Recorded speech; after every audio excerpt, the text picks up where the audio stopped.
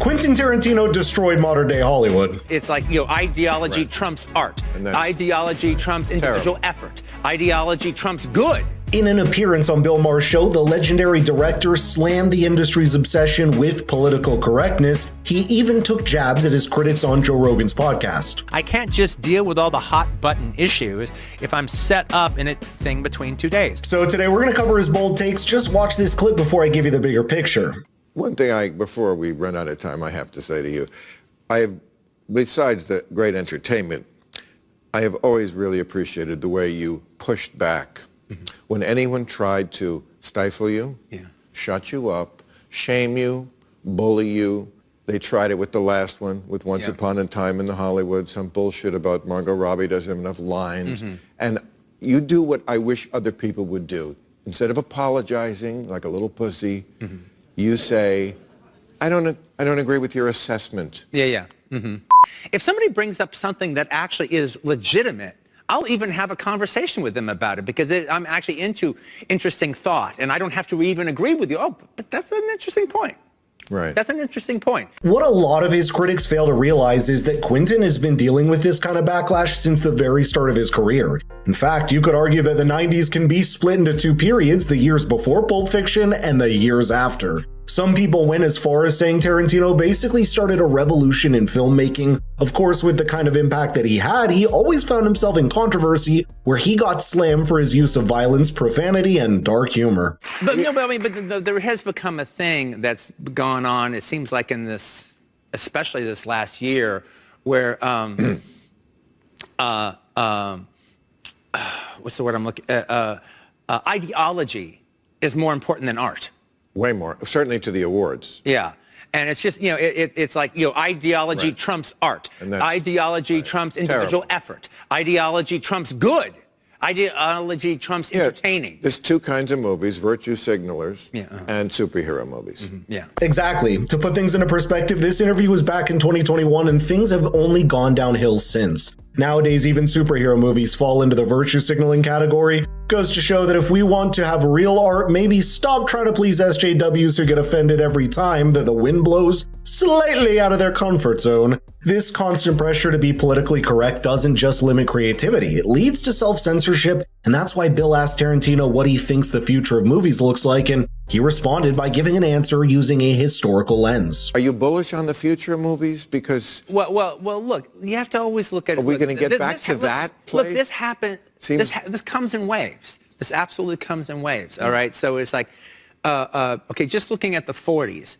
All right, that was during the wartime, but that's also the time that you had film noir, where you actually, even though with the Hays Code, you had these dark, dark stories that were being told. But then after the war was won, then you had the 50s, which was the first of the completely homogenized decades, where you couldn't say shit if you had a mouthful, all right? And every bestseller, every play that was turned into a movie, if there was anything sexual about it or anything, that's all going to be drained out of the movie. It's going to be weaned out of the movie. It's just the way it is.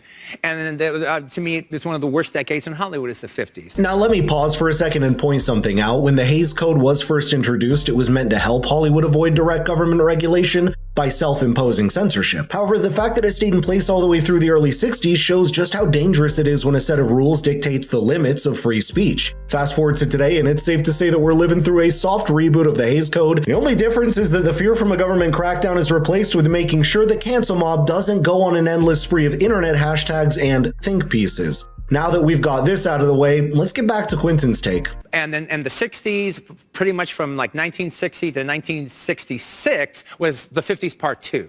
Right. But then what we think of as the 60s starts in about 67, and that's when New Hollywood Bonnie comes and out. Clyde. Yeah. And that's an absolute positive response to the homogenized 50s. So it's going to come back again. Okay, and then it goes into the 70s, but then went into the 80s. All right. And that's why you came up with politically incorrect, because that was the first, this is basically the 80s part 2.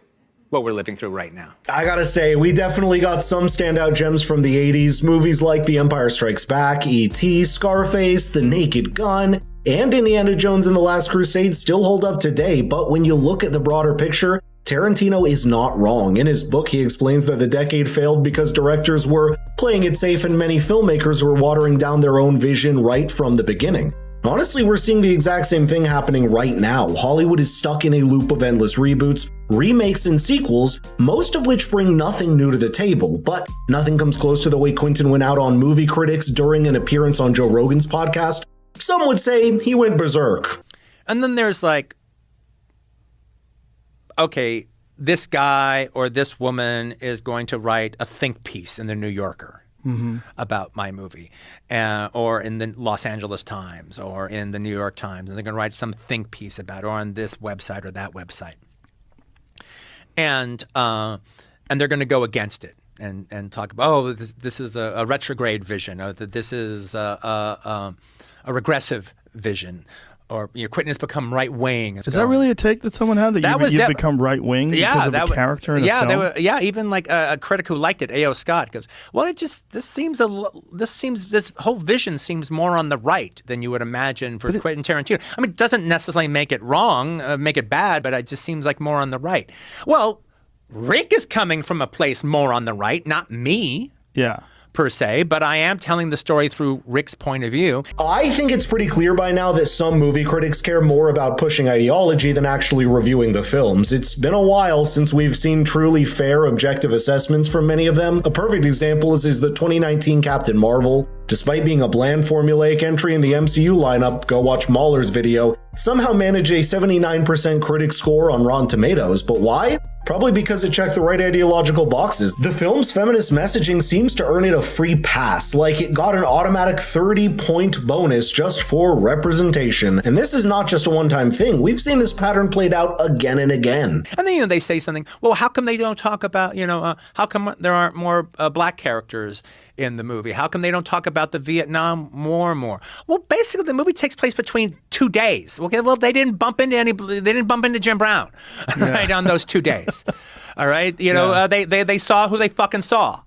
Yeah. During those 2 days. Well, they didn't have a conversation about Vietnam in those 2 days. I can't just deal with all the hot button issues if I'm set up in a thing between 2 days. Oh, Margaret Robbie doesn't talk enough. She spends the entire movie by her fucking self. I could have given her if you were just counting lines, I could have put Mr. Saperstein in the car, with her dog, and she could have just been having a running commentary with her dog about picking up Roman's dry cleaning and getting the book, and maybe I'll go see the movie. And that would have actually taken care of the line count, but it would have been bullshit. This is why Quentin's a legend. He does not bend over backwards just to appear hypersensitive. He respects the art of storytelling and his work speaks for itself, but I'd love to know your thoughts here. So let's get the conversation rolling in the comments down below. And if you enjoyed the video, please share with your friends. It means the world. Thank you for watching, and I'll see you in the next one.